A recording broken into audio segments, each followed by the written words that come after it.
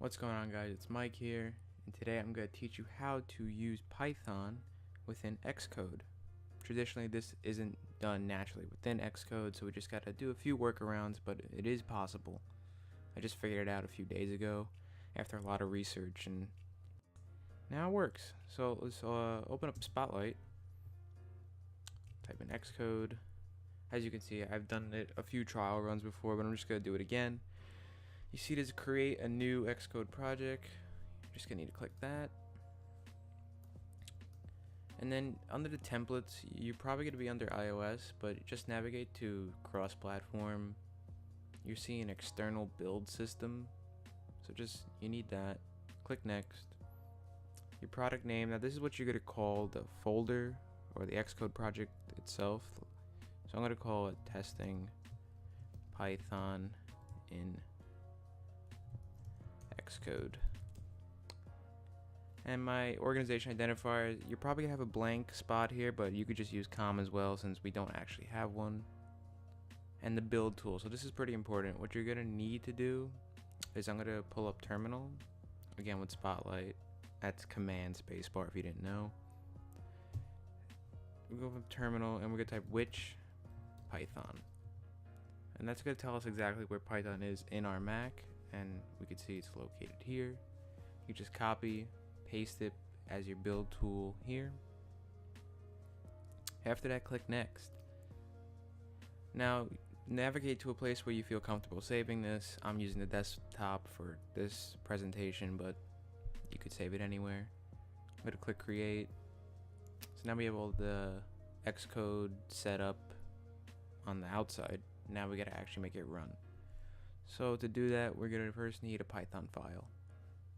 On the upper left, there's File, New, and then File again. Navigate to the Mac OS tab if you're not there already, and scroll all the way down to Other, and you'll see an empty slot, or an empty file. You're going to need that, so click Next. Now automatically it should put you within the folder of your Xcode project, but if not, navigate there again wherever you saved it. Again, mine was the desktop, and here's my folder.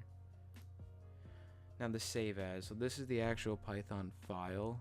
I'm gonna name it testing python.py. You're gonna need that .py, make sure you have that. And then under targets, there's a little checkbox with the Xcode project itself. Make sure that's checked. And then click create. This is our actual Python file, but we need to actually now make it run. So over here with this little target, click edit scheme. You should automatically be in the run tab over here on the left. So what you're gonna do is go to info first. There's a little executable scroll menu here. Navigate to the other. And now we're gonna go to where our Python is actually located. So for that, I'm gonna do Command Shift G. And again, wherever your Python was located, mine's user bin Python. Type that here. Click go. Again, it should automatically select Python for you. Click choose. Now here, the little checkbox, debug executable, make sure that's turned off. Let's go to the arguments. There should be no arguments in there for you right now, but we're going to create one. So click the plus. And again, whatever you named the file, mine was called testing python.py. Make sure you have the .py again. Then scroll over to the options. There's a working directory area here. Check that off. We're going to use this little icon here for a folder, and we're going to navigate to wherever you save the actual Xcode project. So my desktop, and this is the folder of the project. Click close, print hello world, then click the play button, and you should see hello world. So that's pretty much it. You got Python running within Xcode now, and you can do whatever you want. You can make another file again and keep making your scripts as you would in Visual Studio or whatever IDE you previously used.